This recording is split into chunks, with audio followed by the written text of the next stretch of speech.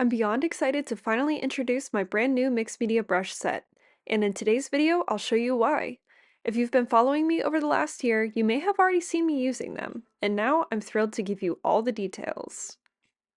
This set features 4 brushes from the Callia line, which I've personally selected for their versatility and performance.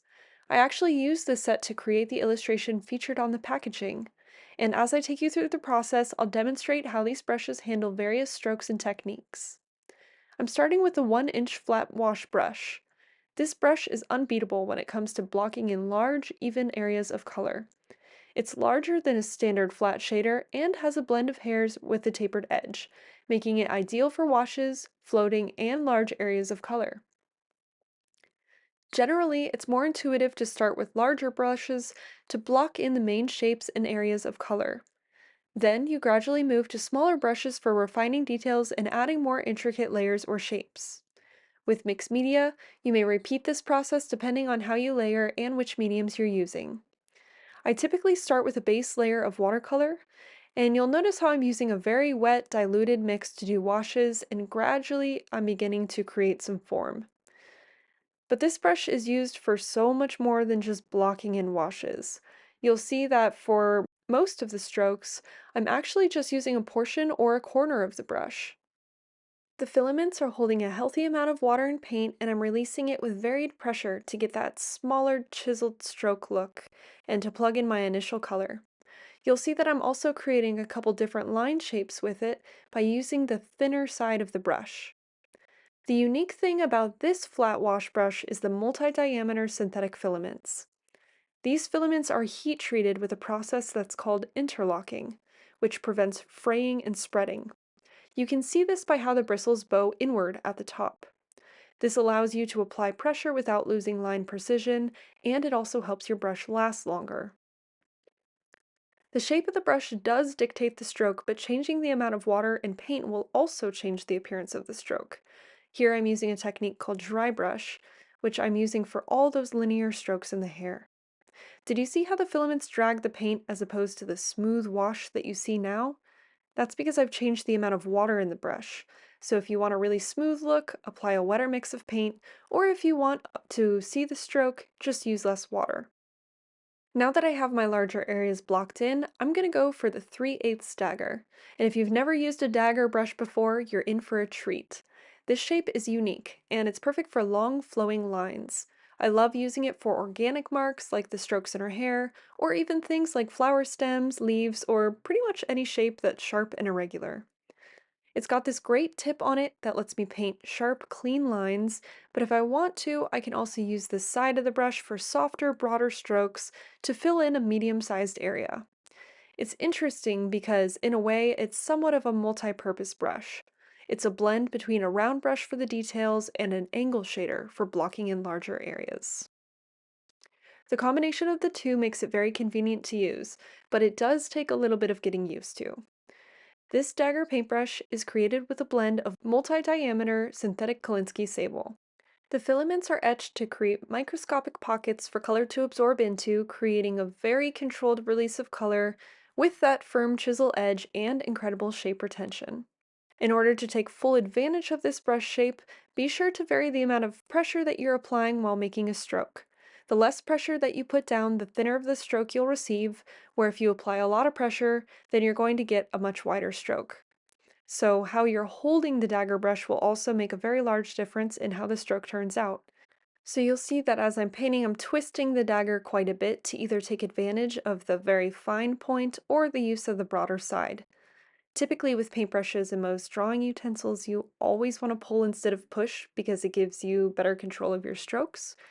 But this is one exception. When I like to have really jagged edges, I will definitely push this brush away to take advantage of those filaments splaying out in unpredictable ways.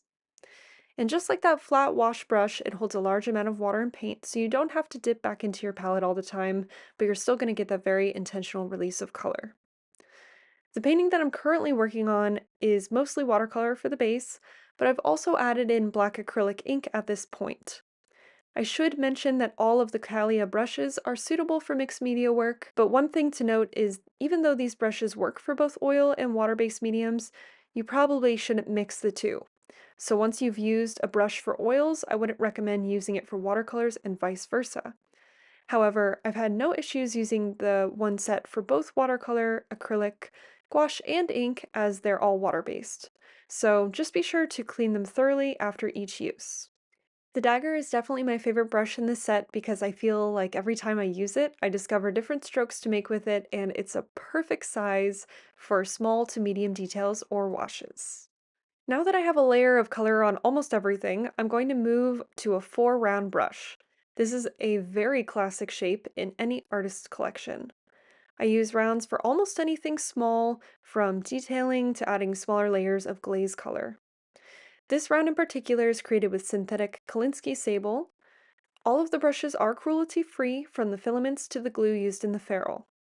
And you'll see that as I'm using my round to fill in smaller areas, like the flowers, kind of refining my edges, it has a really nice snappy spring to it, and I can make both delicate lines and those curved strokes without worrying about the shape of the brush.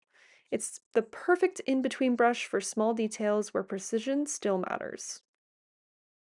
And last but certainly not least, we have the script liner. This one is for the very tiny details. If you need a super fine, precise line, then this is the brush for you.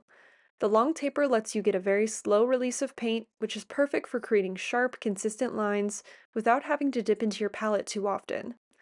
I use it for the detailed lines in the moth's wings, the stamens on the flowers, and the tiny lines for the eyelashes. This liner is crafted with cultured synthetic fibers, and while it may look intimidating at first, it's actually very user-friendly.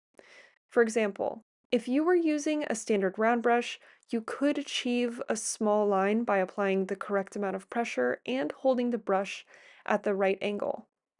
However, thanks to the tapered design of the liner, the thickness of the line is more controlled based on the pressure that you apply. So it essentially guides you towards creating a finer line, which is especially useful if that's the look you're going for. To keep the brush the perfect shape, avoid letting the script liner rest in your rinse cup. Instead, simply rinse it out and lay it horizontally while you finish your painting. All of the painting up to this point has been done with watercolor and acrylic ink, but I've added some watercolor pencils on top, and here you'll see me blending out that watercolor pigment from the pencils with the flat brush. Now, if you've ever worked with watercolor pencils before, you'll know that the brush you use is very important to make sure that you have full control over how those pigments blend outwards. I'm not using the largest brush for its size because I want to blend the color outwards quickly, but rather because I want the least amount of brush strokes to achieve that look of soft, smooth skin. These brushes are soft enough that they're not lifting up any of the lower layers, and I'm able to manipulate that pigment so it glazes beautifully on top of the watercolor. They almost look like they're cohesive together because of how gently the color tapers into the color below. As you watch a quick time lapse of the painting, let me share with you what makes these brushes stand out from the rest. Callia brushes are professional grade tools that are built to last. The handles are crafted with 6 layers of filler, paint, primer, and lacquer to protect the wood from water damage, ensuring durability. The solid brass ferrules are perfectly crimped for a tight fit and scratch-free finish. Each brush is individually reviewed, and the filaments are hand-trimmed to maintain their ideal shape, giving you precise performance with every stroke. I'm so proud to be a brand ambassador for Willow Wolfe's brush company, who's worked with top-tier brush makers for years. These brushes are a result of that experience, and I'm thrilled to have designed the set for her. And I'm very excited to see how the Callia line will innovate the industry. I hope you can see why I picked the brushes that I did, offering a reliable flat wash brush for smooth, consistent washes, along with unique shapes to complement your existing brush collection. Callia, which means beautiful in Latin, perfectly encapsulates both how these brushes perform and the beautiful work that you will create with them. I hope you enjoyed watching the process of the illustration come to life. If you'd like to learn more about my brush set, or if you'd like to try them out for yourself, you can find the link below. Thanks for watching and happy painting!